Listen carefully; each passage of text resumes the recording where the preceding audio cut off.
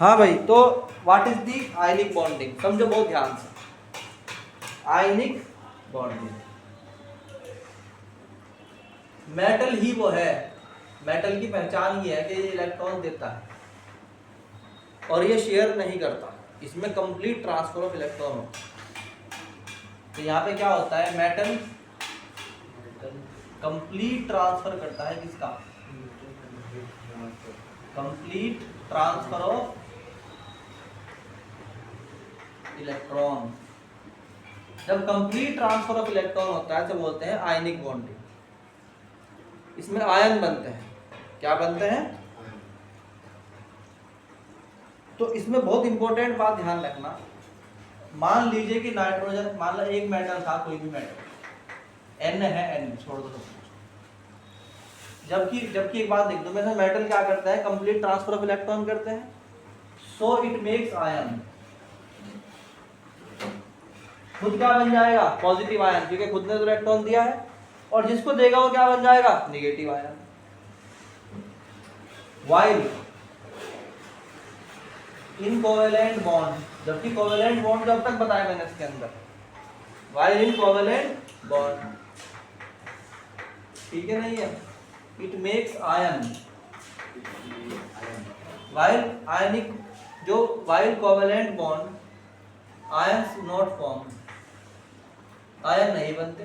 तो आयन कहाँ बनते हैं, जब आयनिक बॉन्डिंग होती है, ठीक नहीं आई बात समझ में। जैसे HCl था हमारे पास, तो H के पास एक इलेक्ट्रॉन था, Cl के पास 7 थे, याद है, तो कुछ भी नहीं होता, सबने क्या करा, सिंपल सिंगल बॉन्डिंग हो गई।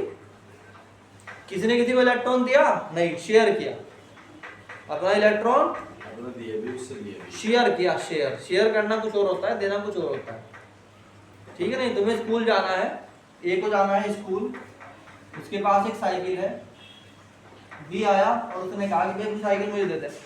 उसने कहा मैं कैसे जाऊंगा, उसने कहा मैं कैसे जाऊंगा, तो क्या करा दोनों ने, एक ही साइकिल के ऊपर दोनों बैठ गए, इलेक्ट्रॉन क्या, साइकिल क्या हो गई, शेयर हो गई।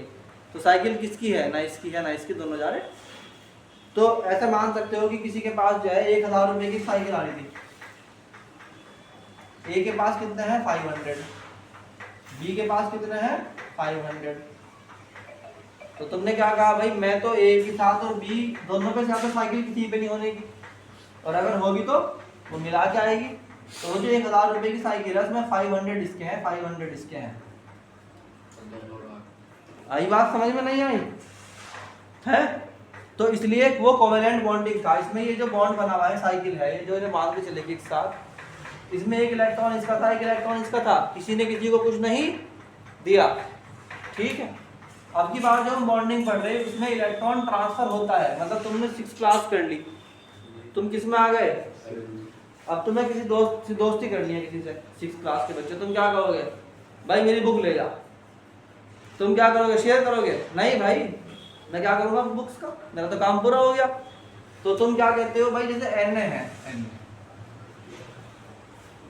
उसके पास होता है 2,8,1, ये कहता है मैं तो एक इलेक्ट्रॉन कंप्लीटली छोड़ दिया, तो 2,8 हो गया, एक इलेक्ट्रॉन छोड़ दिया, एक इलेक्ट्रॉन छोड़ दिया। एक बात बहुत जबरदस्त समझने की, इलेक्ट्रॉन छोड़ दिया, इलेक्ट्रॉन छोड़ने या पकड़ने पे जो एंथैल्पी होती है उसे बोलते हैं आयोनाइजेशन एंथैल्पी।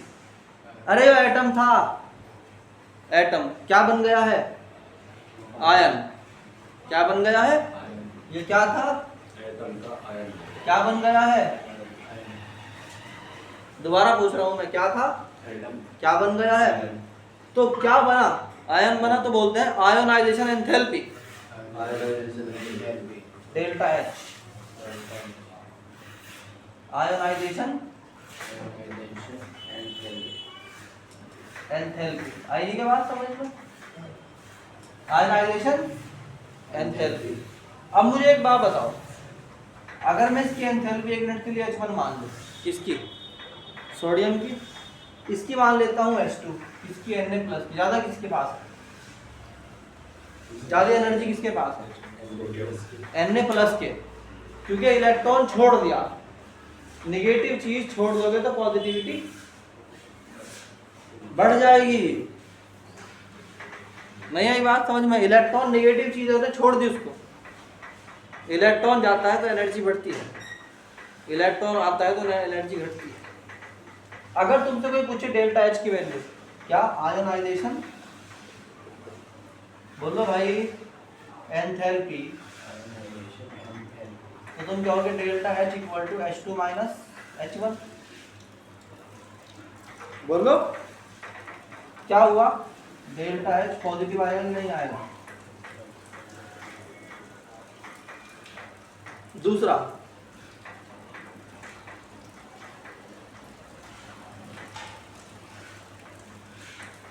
अब आ जाओ, नेक्स्ट थिंग इज Mg था, Mg वो क्या करता है? अच्छा हाँ, अब आ जाओ Cl पे। मान लो Cl का एटम था, उसने इसका छोड़ा हुआ इलेक्ट्रॉन, बोलो क्या किया, ले लिया, कैच कर लिया। उसके पास एक इलेक्ट्रॉन बढ़ गया, जितने थे इसके पास 2,8,7 था, इलेक्ट्रॉन लेकर ये Cl नेगेटिव हो गया, यानी कि 2,8,8 हो गया पूरा। बोलो इसका भी ऑक्टेट कंप्लीट, इसका भी ऑक्टेट। अब ये दोनों एक दूसरे को मिल गए भाई, Na पॉजिटिव एंड Cl। जब फिजिक्स का एक नियम है कि अपोजिट चार्ज एक दूसरे को क्या करते हैं, अट्रैक्ट करते हैं, तो इसके पास प्लस है, इसके पास, इनके बीच में एक बॉन्ड बन जाता है अट्रैक्शन का, जिसमें कोई इलेक्ट्रॉन नहीं है, जिसमें कोई इलेक्ट्रॉन नहीं है। वो इसलिए है क्योंकि इसमें एक पॉजिटिव है और एक negative. That's why it is called NaCl, salt जो हमारे घरों में यूज होता है, NaCl, sodium chloride, sodium chloride, ये है sodium chloride, and this is NaCl। यहाँ बीच में लाइन के साथ नहीं दिखाया जाता क्योंकि ये एक आयनिक बॉन्ड है, और ionic bond does not have क्या, ionic bond does not have, बोलो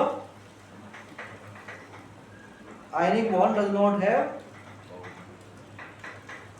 बोलो भाई, does not have shared electron, ionic bond does not have shared electron, so it does not show any line. इनके बीच में कोई लाइन दिखाई जा रही है Na और Cl के बीच में, जिस तरह यहाँ दिखाई जा रही थी पहले, नहीं दिखाई जा रही ना, इसमें दिखाई जाती ही नहीं है।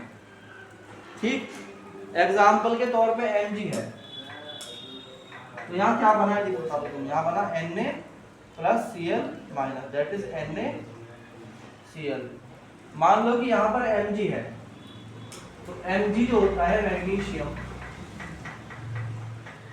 वो दो इलेक्ट्रॉन छोड़कर बन जाता है क्या, Mg डबल पॉजिटिव। ये क्या था, एटम, और ये क्या बन गया, अब ये जो Mg प्लस प्लस है तो हो गया अलग से एक एटम।